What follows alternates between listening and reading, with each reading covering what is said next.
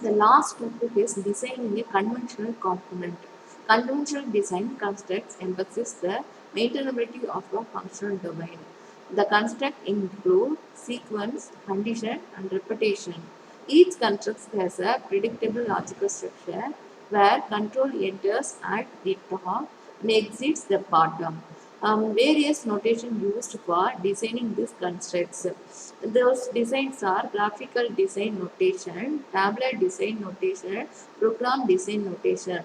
Under the graphical design notation, we have sequence, if then else, and selection repetition. So we'll see one by one. We are using some notation in the graphical design.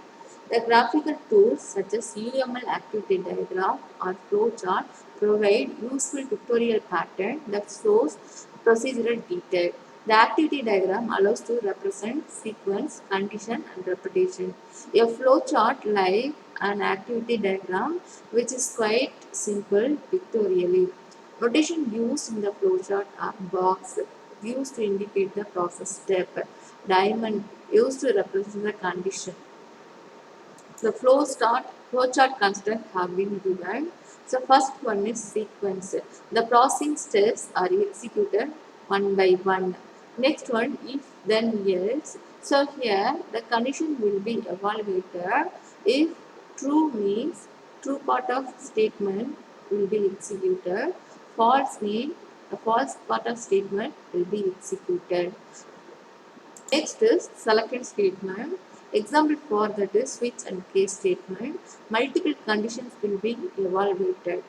Each and every stage, one condition will be evaluated. So we'll come from the first one. First one condition will be evaluated. True means true part will be executed. Else, again one condition will be evaluated. True means true case will be executed.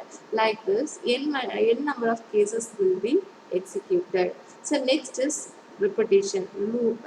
Loop statement will be executed. What is a loop means? So if you want to execute set of statement, set of process again and again, we are executing in the loop manner or in repetition manner. Next, the design is given in the form of table. So row and column will be there. So within that, the contents or data will be representation. So tabular design notation.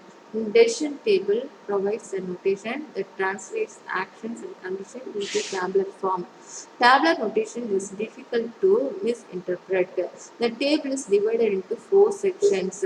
The upper left hand quadrant contains a list of all conditions.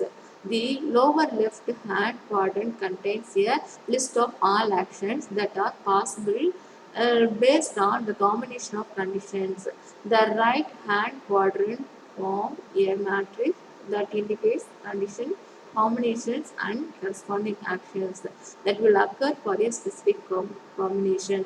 Therefore, each column of the matrix may be interpreted as a processing rule. Here see one table of content having given as an example. In that right side see the rules are listed and condition and actions are listed. Each and every row we are checking the characteristics and we are putting yes or no value in it. The steps involved in developing a decision table is list all the action associated with each module, list all conditions during execution of the procedure, associate specific set of conditions with specific actions, elimination impossible combination of conditions.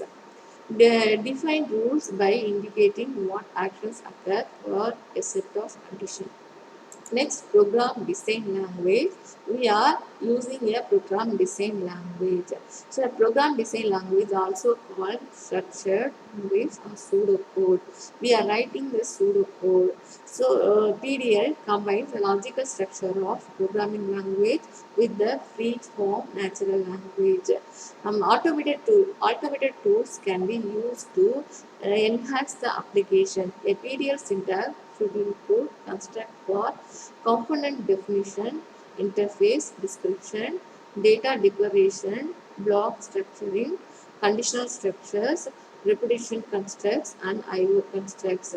The PDL can be extended to include keywords for multitasking and concurrent processing. So sample code has been given. So here if else construct has been used. See this.